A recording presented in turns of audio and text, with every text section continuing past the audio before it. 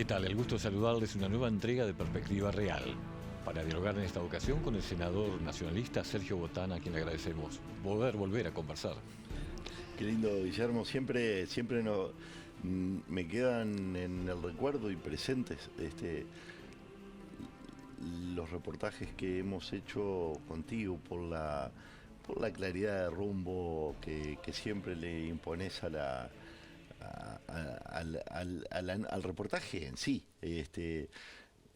Sirve para clarificar lineamientos siempre.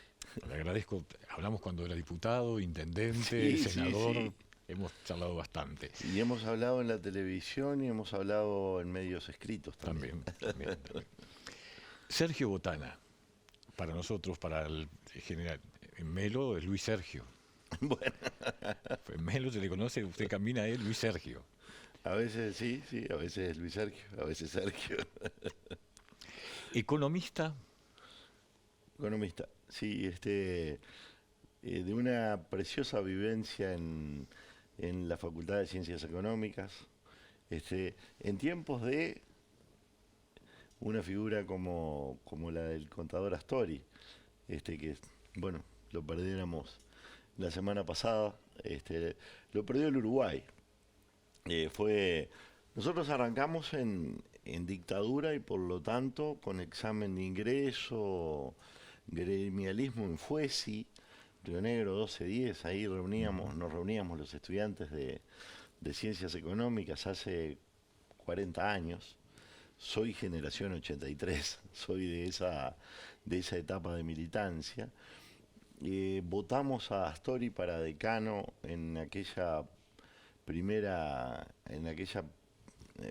votación de un decano, primera votación en la universidad, claro, con la vuelta de la democracia. El más joven fue en su momento los decanos, ¿no? Con 32 años fue decano con 32 años, docente brillante, con vocación de docente. Tuvimos, bueno, estructura económica nacional, contabilidad nacional, 2 materias, clarísimo, con sus tizas de colores, el ir punto por punto. Creo que dejó muchísimo en la universidad, dejó el plan 90, el cambio de local se produjo en su etapa, pero después le dio al país mucha estabilidad, mucha seriedad en el manejo. Fue el eje de todos los gobiernos frente amplistas.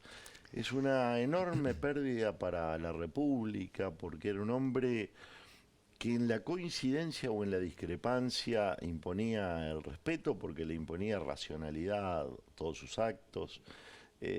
Nos quedarán sus libros, de verdad que gran orador, gran orador en el Parlamento y bueno de tribuna también. ¿Y cómo fue eso de ser su alumno y después tener que tenerlo en el Parlamento, vivirlo como ministro de Economía? Lo viví como ministro de Economía y lo viví como intendente, como ministro también, como vicepresidente y como ministro. Así que sí, desde varios ángulos, y de verdad que el aprecio, tuve un gran aprecio y sé que él lo tenía también por los que éramos sus alumnos. Así que de verdad que creo que el país tiene una pérdida enorme. La tiene el Frente Amplio, por supuesto que la tiene el Frente Amplio, pero la tiene el pensamiento general, la generación de pensamiento. Se pierde una de las caras del debate y de la creación de pensamiento en el Uruguay. Y Astori representó en su tiempo la estabilidad, representó la garantía de seriedad, de la imposibilidad del desvío. Sí, Le tocó perder batallas brutales, lo vimos pelear a brazo partido para que no le pasaran malas cosas al país.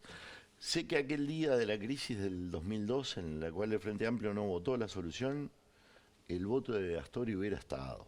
El de Astori, si se hubiera necesitado, estoy seguro de que hubiera estado.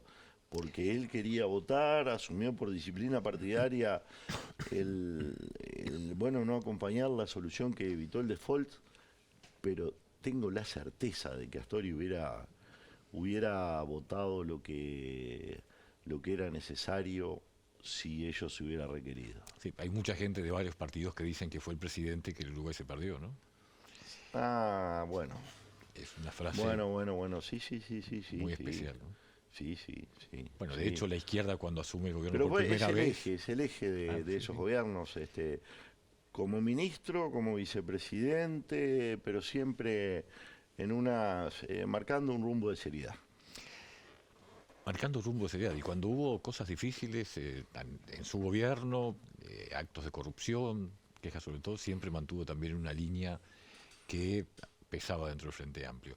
Que no parece ser lo mismo que está pasando ahora, cuando desde el Frente Amplio, dado los últimos hechos de notoriedad, como por ejemplo el caso Marcet y otros, dejan entrever como que el narcotráfico estaría llegando al propio gobierno.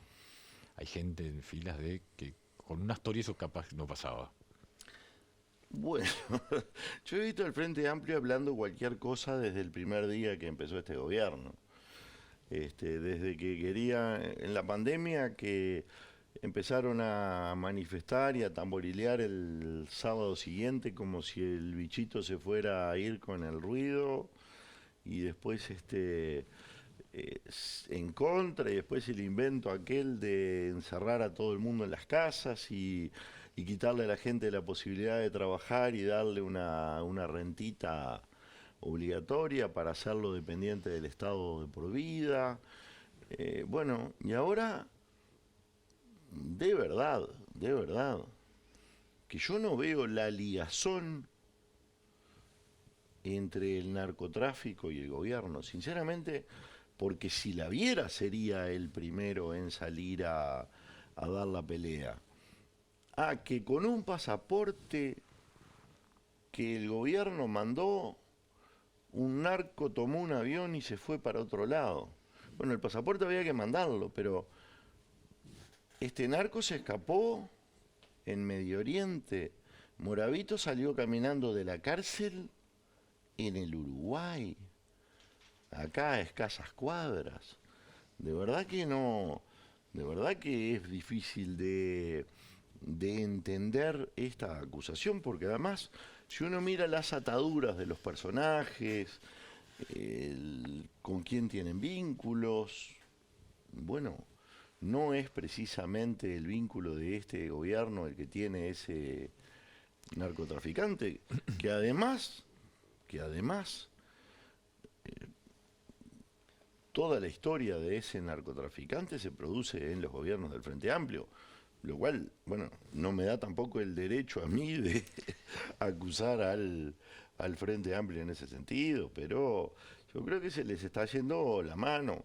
Incluso en la manija entra gente sensata como Yamandú Borsi, que nos vimos en esta semana pasada, que lo quiero un montón, como compañero del Congreso siempre, y habló de un término fuerte, de la humertad, una cosa. Yo creo que en política no vale todo, de verdad. Que hay silencios que son obligados. A veces el interés político hace que uno no elogie al otro, porque cuando hace la cosa bien hecha por las dudas. Pero una cosa es eso, y otra cosa ya es, bueno, cuando permanentemente lo mismo, la siembra de desconfianza.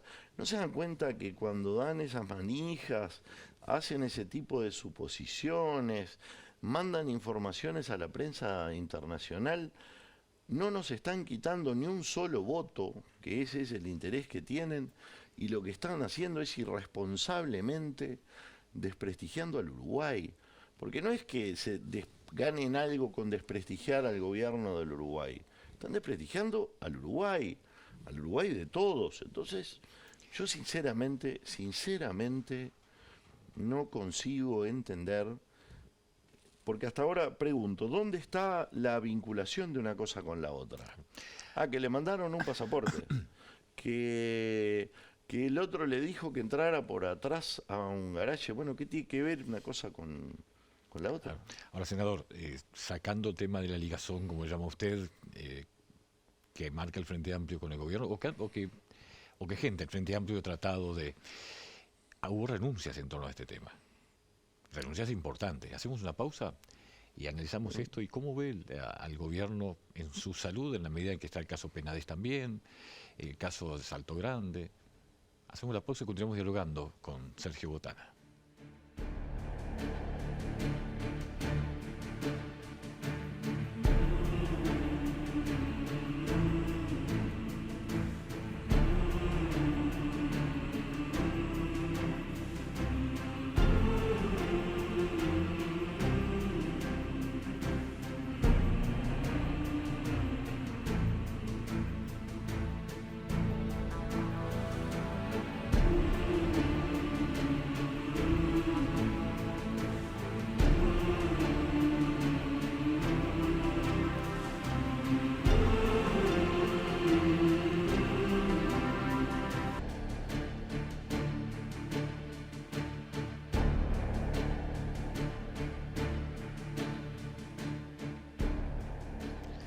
Continuamos dialogando con el senador Sergio Botana. Botana, ¿cómo ve el gobierno hoy después de todos estos sucesos que le mencionaba anteriormente? El gobierno lo veo bien, porque veo bien al presidente. Desde lo institucional, de verdad que no... se habla de mucha crisis institucional, de muchas cosas, pero resulta que van a ser, como siempre, tormentitas de verano. Esto se liquida en pocos días desde el punto de vista político, desde el punto de vista institucional, nada ha pasado.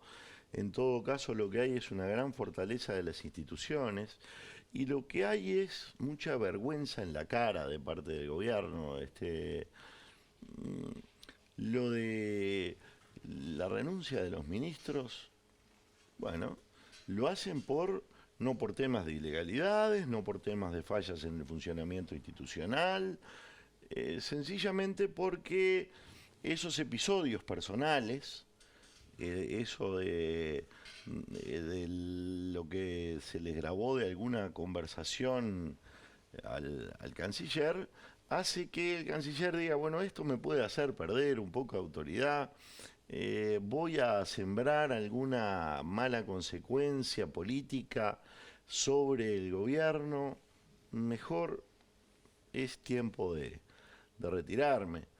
Y lo de Heber, como bien lo había dicho Mujica también, iba a ser el mes pasado o este mes o el mes que viene. Heber se tenía que ir a hacer lo que tiene que hacer, que es la actividad política, electoral, que además le pesa como hombre insustituible en este momento dentro de la campaña de Laura Raffo, en la medida en que tiene Heber allí la situación de salud de Carlos Daniel Camí, que tiene que está superando un tiempo de una enfermedad complicada, pero que bueno, lo va a demorar todavía un mes y pico fuera de campaña en plenitud, ¿no? Por supuesto que está en campaña, por supuesto que está trabajando, pero en plenitud no lo puede hacer, por lo cual lo va a tomar el fin de año jugando a media máquina todavía.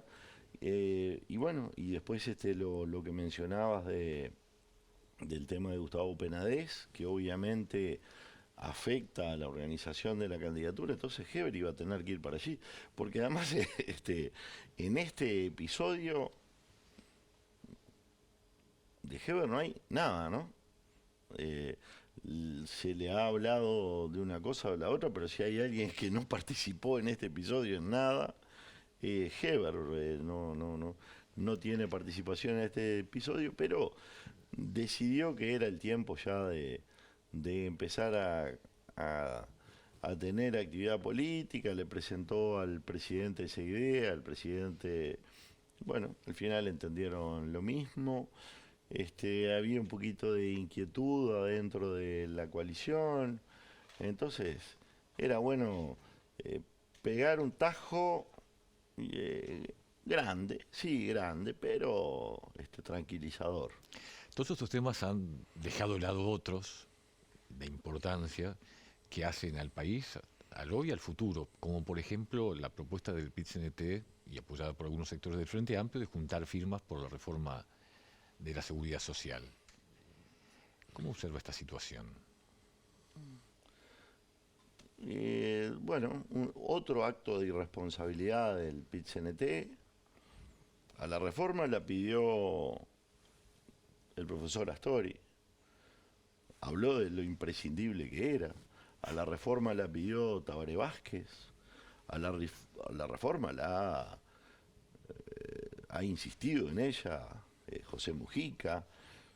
Y no hay nadie que no sepa que hay que hacer la reforma, que había que hacerla. Bueno, AEBU en algún momento hizo una gran publicidad diciendo, manifestándose en contra de la reforma, pero a los 4 días bajó la publicidad, cuando vio que la caja bancaria se le quedaba sin plata, vino y arregló y calladitos la boca y el máximo apoyo, y bueno, los bancos tuvieron que poner un montón de plata, seguir con ese aporte patronal y el personal que es por encima de los otros trabajadores y de los otros patrones, pero todo el mundo sabe que si esta reforma no se hacía, el riesgo era para los jóvenes, para los jubilados del futuro, para los que hoy están comenzando a trabajar o que van en la mitad de la vida laboral, que esos no se iban a poder jubilar, pero también el riesgo era para los jubilados de ahora, porque los jubilados de ahora, si el país sigue pagando el nivel de intereses que pagaba por el riesgo país, por este riesgo proyectado al momento en que hubiera que reembolsar la deuda que se contrata, bueno, de verdad que nos cobraban intereses mucho más altos y cada vez había menos espacio para pagar las jubilaciones en orden, porque los costos del Estado eran superiores en todo sentido. Entonces, el dinero que iba a agarrar cada jubilado, en definitiva, iba a valer muy poco. Pero es más, hay una cosa que es genial, que es un detalle que se observa poco. Promete el PIT-CNT un salario mínimo como jubilación mínima. Bueno, la jubilación de la reforma es mayor que esa. Unos pocos cientos de pesos. Pero la que ellos llaman del recorte es mayor que la que proponen. Y hecha de modo responsable, con cálculos no hechos por un gobierno, sino cálculos hechos por los técnicos del Banco de Previsión Social, los mismos de siempre, los únicos que saben de estas cosas. De verdad que con beneficios para las personas con discapacidades, que no van a recibir una pensión en el futuro, que van a recibir una jubilación con suplemento solidario y todo, para las domésticas que van a poder rearmar su carrera funcional de su trabajo y se van a poder jubilar. De verdad que estamos frente a una reforma que fue un hecho valiente de este gobierno, como lo fue la reforma educativa, como lo ha sido la propia reforma fiscal, esto de autoimponerse reglas. Bueno, pero la regla fiscal... la regla es no condenar a las generaciones futuras. Si uno dilapida lo que tiene, después lo pagan nuestros hijos y nuestros nietos. Van a pagar igual. ¿Y de la papeleta en sí que se ha presentado, qué opinan? Bueno, un acto de...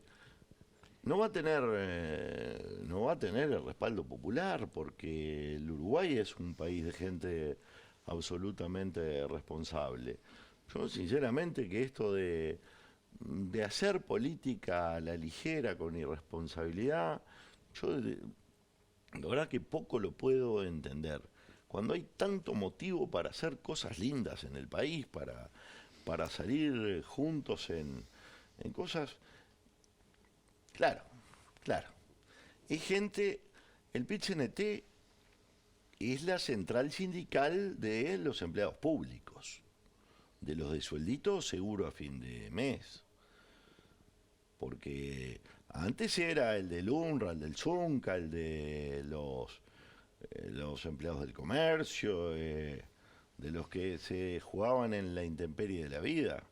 Ahora los sindicatos fuertes son FOSE, FANCAP, AUTE, los de la enseñanza pública. ¿Y eso cómo lo asocia con esto? Y nada, que en realidad la gente de trabajo mismo, el que tiene que salir a pelear el peso todos los días, bueno, ese ni se siente defendido por el PIT-CNT, que no lo defiende, ni tampoco adhiere a este tipo de cosas. Y digo que no lo defiende porque, por ejemplo, en todo este tema del cemento Portland, ¿puede la construcción trabajar con un Portland a $150 cuando vale 100 o menos de 100 en el resto de los países del mundo? ¿Cuántos puestos de trabajo del ZUNCA se están inhibiendo por culpa de este Portland a este costo? Combustible caro, Portland, cemento caro, claro, todos de los funcionarios públicos de la ANCAP que a fin de mes tienen el sueldito seguro y no les preocupa desemplear al otro. Esa es la lamentable realidad de los que hacen política sin pensar en la clase trabajadora, en el trabajador, en el que tiene que llevar el pan todos los días a la casa sin el amparo del empleo público, sin el amparo del sueldito seguro, sin tener que arriesgar nada. Senador, usted ha sido de características medio lejano y cuando se le fija una posición, como dice afuera, medio duro de boca, ¿no? Hasta con el propio gobierno. Hay un par de temas en los cuales usted... Duro de boca, no de hablar duro, sino no de agresión, moverlo. No, duro de boca. Duro de no dejarme poner el freno, de no dejarme enfrenar, de no andar por eso le aclaré como si decía afuera. De no andar cabresteando, sí, no me gusta cabrestear. Me gusta hacer lo que hay que hacer. Hay un par de temas que, y a veces cuesta. Que ha estado en contra o chocando con el gobierno mismo, con su propio partido. Hacemos una breve pausa y hablamos de esto, como por ejemplo el tema Casa de Galicia. Ya volvemos.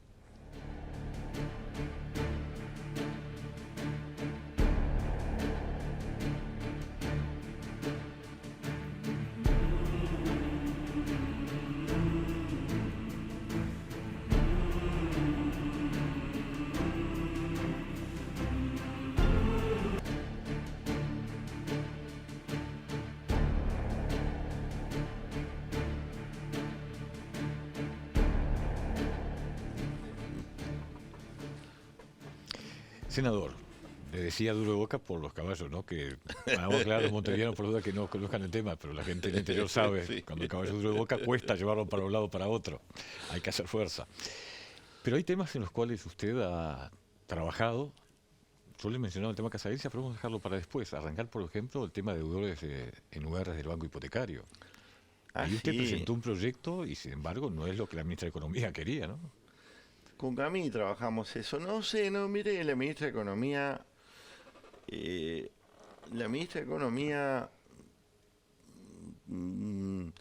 nos apoyó. Tenía que ponerse media dura, pero entendía el problema. Tuvimos más adversarios que esos. A los bancos no les gustan las leyes que les obligan a refinanciaciones. Pero en este caso la injusticia era tan terrible.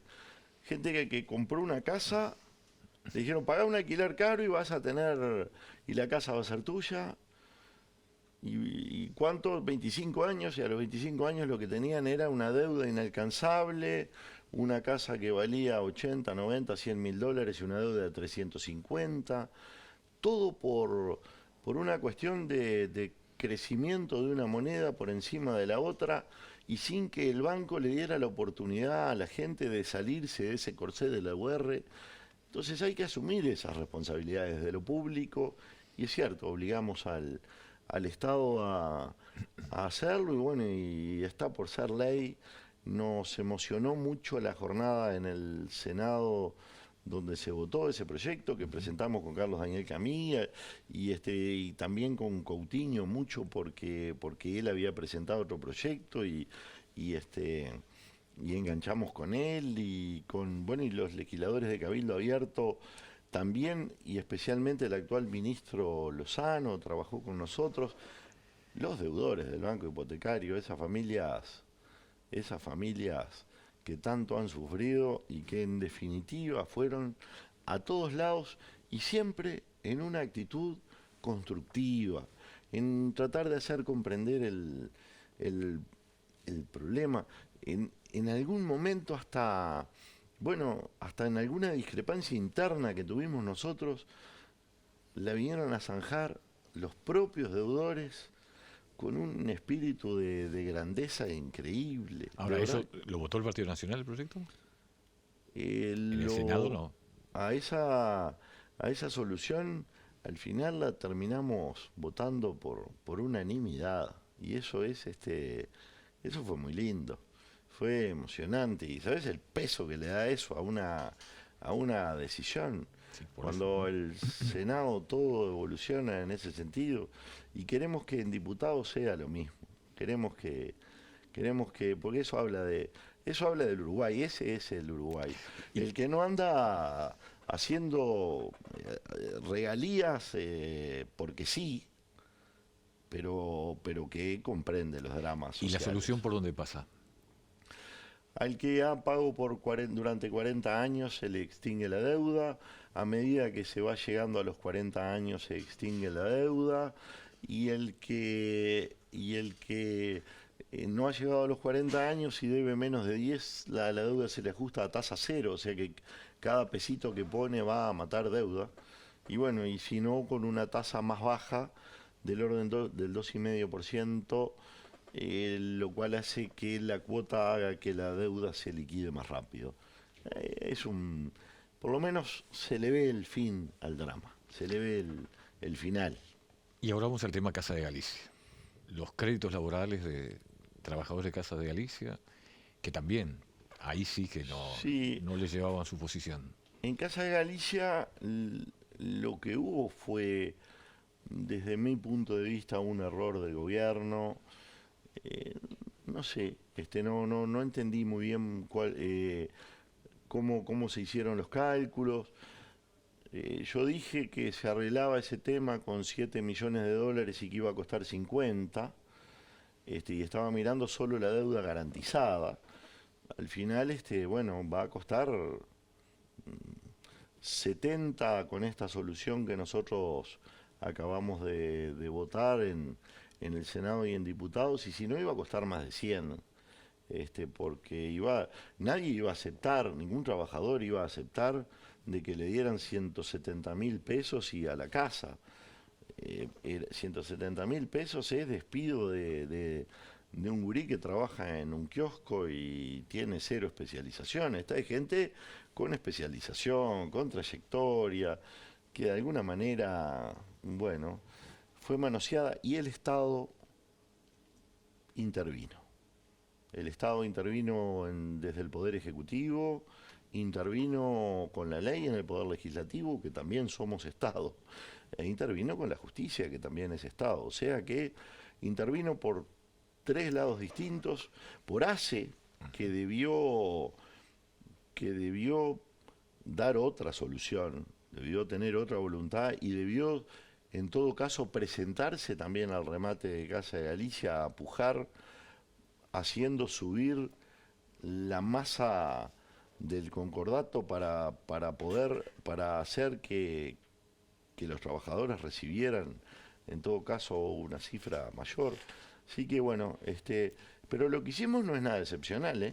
La ley lo que dice es que se debe cumplir la ley, de que esa gente o sea, de la ley de cuando una empresa quiebra en el Uruguay, una empresa privada quiebra, tenemos una garantía en el Banco de Previsión Social, una garantía de despido, Que da hasta 105.000 UI por persona, 600.000 pesos. Eso es lo que obligamos a que el Estado cumpla. Lo que obligamos es sencillamente a que el Estado cumpla la ley y que las empresas médicas que fueron beneficiadas por los socios, por las cápitas, perdón, que cobran todos los meses por esas cápitas, bueno, no pueden no contratar a los trabajadores que se comprometieron a contratarlos. Los trabajadores no pueden pagar el costo de esto. Me sorprendió mal lo que hizo la FUS al principio, ahora después ha enmendado un poco la plana. No defendió a los trabajadores de Casa de Galicia de primera. De hecho criticaron su proyecto, ¿no? Bermúdez dijo que lo quería invitar a un asado. Dijo Bermúdez que me iba a dar un asado porque era Galicia en el país de las maravillas. Lo invito al asado. Vamos a comer el asado con el famoso fogata. Ahora, ¿hay posibilidades de veto para esto? Usted ha hablado con... Porque ahí sí no votó el Partido Nacional. Sí, pero hubo una amplia votación en el Senado, 55 votos contra 31, yo qué sé, yo no. Si el presidente evalúa bien, no veta. Porque si el presidente hace la cuenta, lo que le cuesta 600 por trabajador le puede costar 1.200.000, que eso es lo que dicen los juicios que los primeros que han salido. Yo estoy cuidando la plata del Estado desde el primer día en este tema. El senador Estraneo, yo y el diputado Vega, que fuimos los primeros los que votamos en contra de la 22.022. Nosotros fuimos por una solución que costara $7 millones. Y esta va a costar cuando usted 70, 80, claro, por lo menos 10 veces más. O sea, nosotros fuimos los que cuidamos la plata del Estado desde el primer día. Por eso hay cosas que no acepto. Y ahora estamos cuidando evitar el riesgo del Estado. Y como los números además que se dieron fueron los que yo dije, es así. Porque si no, el trabajador va a ir a juicio directamente. Y si le dan 170.000 pesos y a la casa a una persona que gana bien, no lo puede aceptar, no hay manera. Y hace el juicio y ya tenemos... Yo presenté en el Parlamento 3 juicios que tenía sobre la mesa que fallan en el orden del 1.200.000. Así, es cierto que eran contra Casa de Galicia, pero hay responsabilidades del Estado, porque el Estado intervino, porque el Estado hizo una ley, porque el Estado cerró la institución. Entonces, ¿cómo el Estado se va a irresponsabilizar en el Uruguay? Por favor. Hacemos una pausa. Entramos en el cuarto bloque y hablamos ya de política partidaria, política interna, cómo viene y cómo viene el futuro político. Ya volvemos y continuamos dialogando con el senador Sergio Botana.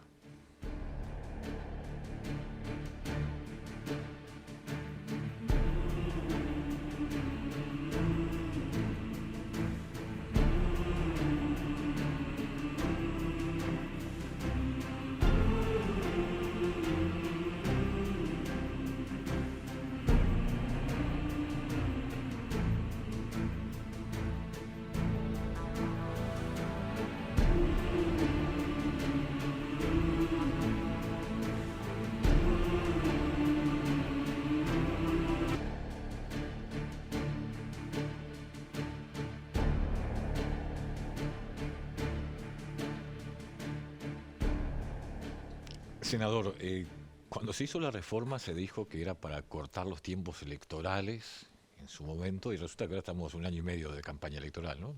Pues empezamos con la interna, después la nacional, la departamental.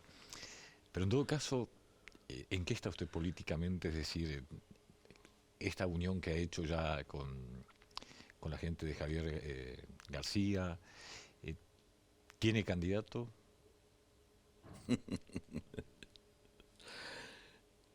Lo que tenemos es lineamientos políticos claros. Queremos wilsonismo y queremos mucha fuerza del interior de la República en la política del país. Cuando decimos queremos wilsonismo no estamos hablando de una W y unos y unos brazos extendidos solamente. No estamos hablando solamente de revivificar aquella increíble figura que tuvo esta patria, sino en ese pensamiento que nos lleva a alineamientos políticos de intervención de un Estado que se la juega en cosas concretas. Hay sectores de la vida económica que hay que impulsar, que hay que darles no solo un buen ámbito para el desarrollo de sus negocios, sino que hay que incluso hasta subsidiarlos. Prefiero subsidiar trabajo y no subsidiar pobrezas. Hay que evitar la caída de otros sectores. La lechería no se nos puede caer. Hay que poner el país de cara a la segunda mitad de este siglo, pensando, bueno, innovando. Tenemos que ir al desarrollo tecnológico y a la inteligencia aplicadas. Eso que era tan caro al propio Wilson. Y bueno, y respetando las propias raíces, el celo por la institucionalidad. Yo digo, este fiscal Gómez, ¿cuánto le hubiera durado a Wilson? 3 días. Entonces es todo, es el país de la producción, es el país del trabajo, es el Estado no meterete, el Estado que, bueno, que hace intervenciones de impulso, que genera la infraestructura, bueno, que este gobierno en ese sentido ha sido brillante, ¿no? Pero en infraestructura ha sido, en prolijidad fiscal y en infraestructura, este gobierno ha sido todo. Pero bueno, queremos eso y queremos otra fuerza de descentralización. Al Estado hay que descentralizarlo para ayudar, para controlarlo, para mirarlo con el ojo del ciudadano y ver que se están haciendo las cosas, para ver a dónde va cada pesito. Entonces es imprescindible descentralizar el Estado burocrático, hasta para tener más control ciudadano y menos cosa escondida por ahí. Eso es a lo que tenemos que ir. Para eso hicimos el acuerdo con Javier García y eso es lo que le vamos a exigir a quien sea candidato por el partido. Vamos para ese lado. ¿Pero quién encarna el wilsonismo hoy en el Partido Nacional? Nosotros y otros, otros. Ya, yo digo, nosotros lo encarnamos, Javier lo encarna, yo lo encarno, Antía lo encarna, lo encarnamos los de este sector, pero Gandini no lo encarna, claro que sí. El presidente del directorio del Partido Nacional, Pablo Iturralde, ¿no lo encarna? Por supuesto que sí, pero el wilsonismo tiene que estar presente en sus matices y como expresión política concreta y posibilidades de llevarse adelante, y por eso nos unimos. Porque wilsonistas separados por todos lados, bueno, a veces es menos posibilidad de hacer. Y también todo esto en el marco de una gran unión partidaria, ¿no? De una gran unidad partidaria y de la coalición, porque las nuevas generaciones ya piensan en términos de coaliciones, ya piensan en términos de un sistema político que dé respuestas, y la coalición ha dado las respuestas, ha hecho las reformas que nadie había hecho en el país, tiene sus matices, sus discrepancias, a veces hasta algún día nos enojamos entre nosotros, pero nadie puede desconocer de que allí ha habido generosidad de todos para construir y una autoexigencia de hacer las cosas. Eso es Me una quedé buena con el cosa. tema wilsonismo, porque se puede leer de que van a apoyar entonces a Gandini.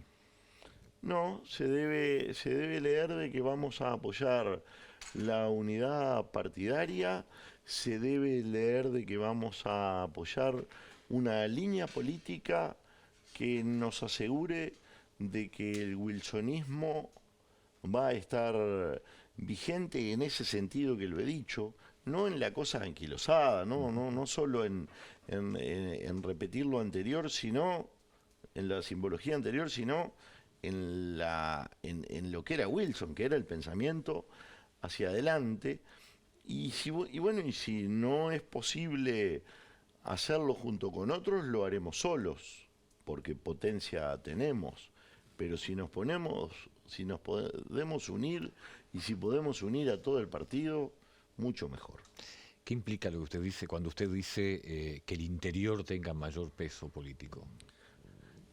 Y queremos descentralización del Estado, queremos que los temas de la vida cotidiana estén en la agenda política, queremos que se sepan mirar las necesidades del que está lejos, las cosas que no tiene y las cosas que debe tener.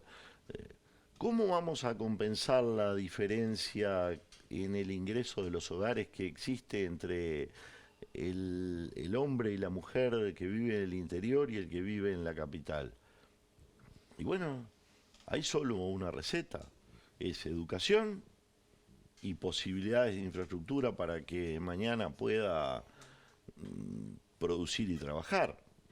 Y después no condenarla con costos del Estado que terminen asesinándolo todo y costos además mal distribuidos y burocráticos, que en ese sentido este gobierno ha hecho mucho, ¿no? Porque ha bajado la presión fiscal de 32% al orden del 26%, pero sí quedará por hacer, ¿no? Lo vemos todos los días, sí quedará por hacer. Y hay cosas que hay que hacer desde el lado de la gente. Las políticas sociales.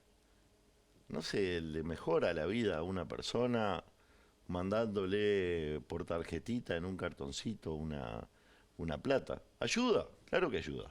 Pero para cambiarle la vida a la persona hay que darle lo que la persona necesita y hay que estar al lado de la persona y la persona tiene que tener los cambios positivos y los cambios positivos deben ser premiados. Solo los gobiernos locales que están entre la gente son capaces de hacerlo. Como muchas cuestiones en materia educativa, nuestra reforma educativa es una reforma descentralizadora, que saca el mando, se lo quita al sindicato y se lo da al docente, pero al docente que está ahí en el centro, a cargo del propio centro educativo.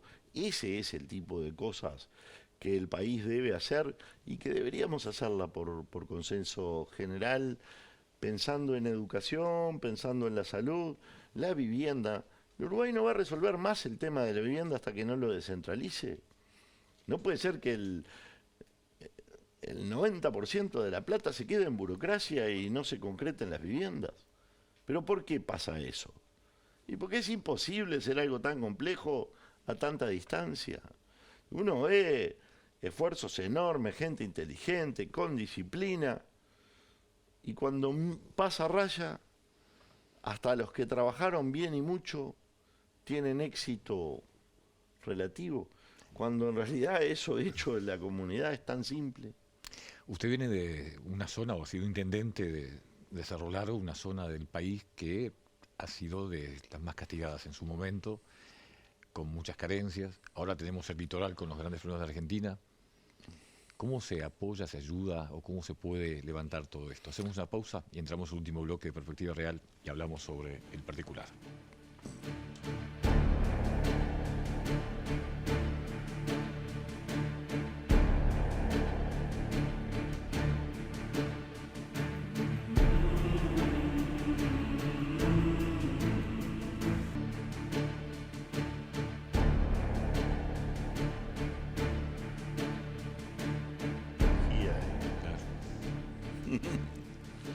Entramos en el último bloque con el senador Botana. Senador, ¿cómo se apoya al interior aún sin descentralizar hoy? Bueno, hay que cumplir una promesa electoral, que es la de las políticas de frontera. En Uruguay, si, lo que está pendiente y es la primera obligación que tenemos ahí adelante, es la de bajar los costos productivos para que el país pueda trabajar, para que pueda ser competitivo, para que siempre haya trabajo, porque el país que es competitivo tiene trabajo. Entonces, tenemos que bajar los costos de la producción y los costos del trabajo y tenemos que bajar el costo de la vida.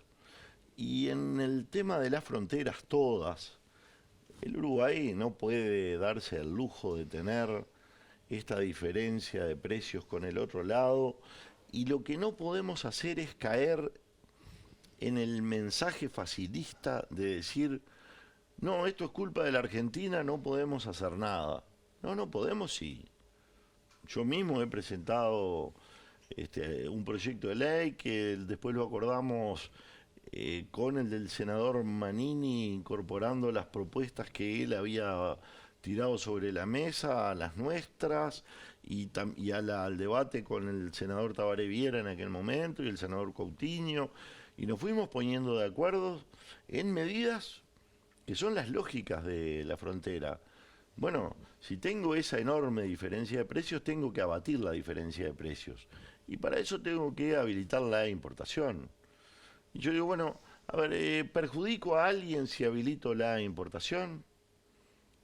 ¿Perjudico a un importador que está abusando del margen y que no da empleo en el Uruguay? Y a esto lo puedo explicar. Pero además estoy favoreciendo al Estado, que va a cobrar por esa importación. Cambiamos un poco el sistema para no encarecernos nuevamente, pero de verdad que llevamos a un sistema impositivo que permite que el Estado recaude, que el comercio local pueda volver a producir. Si se hiciera eso no solo para las fronteras, mucho mejor. Pero son en realidad medidas liberales, de lógica económica. No estamos proponiendo ninguna cuestión retorcida ni que vaya a generar ningún costo, al revés. Va a generar mayor ingreso fiscal.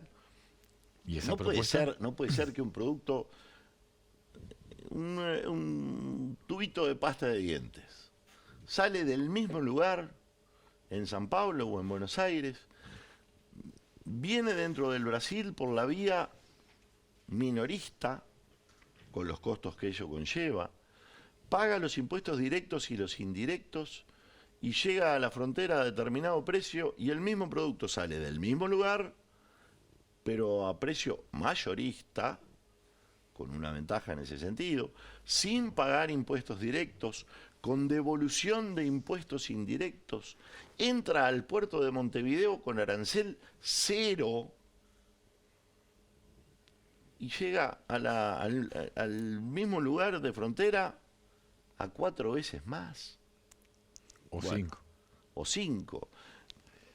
Ahí, a eso no es un problema de costo de fletes, eso no es el costo financiero del adelanto del IVA, eso se llama abuso de márgenes. Y uno dice, bueno, este señor que abusa del margen, ¿cuánto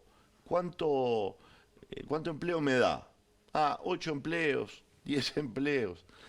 No, nuestra economía no debería de, nuestro país no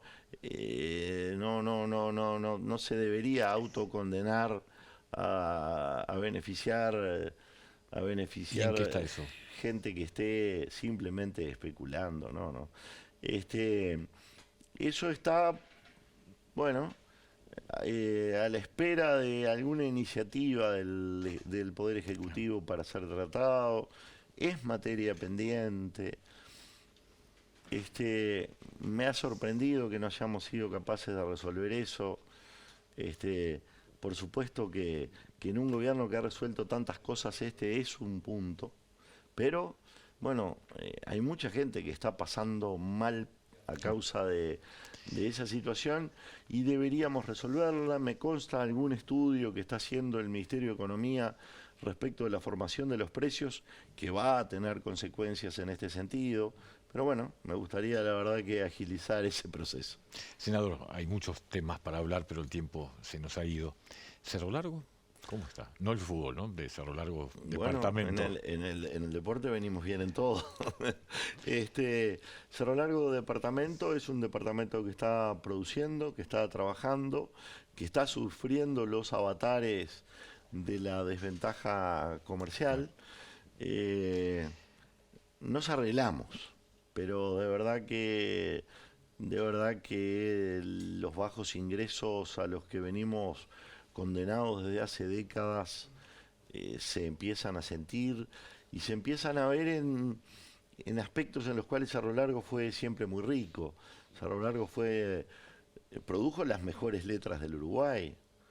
Juana de Ibarburú, Emilio Oribe, Zabala Muniz, por nombrar algunos. Bueno, y en la música lo mismo, y de las figuras de primer nivel de la vida cultural de este país, son Cerro Largo puros, y esas cosas las hemos venido perdiendo. Bueno, en la pintura, Cunio pintó en Melo, Salvador Puch, Echevarne Vidart, Eduardo Cardoso, que hoy es con muse de los grandes de la pintura de este país. Entonces, esas cosas se empiezan a perder. Entonces, sí, hay que trabajar, generar ese país descentralizado, o el que se lo deja trabajar, bueno, tiene que llegar. Senador, en el final le quería obsequiar este libro de Carlos Muse, que Sí. habla de su historia. Es de Blue Cross and Blue Shield del Uruguay, que nos patrocina, quien patrocinó el libro, así que tiene dedicación y todo, así que dedicatoria y todo de don Carlos. Muchas gracias por estar en Perspectiva Real, y por supuesto vamos a charlar más adelante. Muchísimas gracias. Y bueno, y es una alegría siempre la de compartir este espacio y de ir, bueno, hasta el hueso en los temas, pero de esta manera tan cordial. Muchas gracias, senador. Nosotros en 7 días estamos en Perspectiva Real.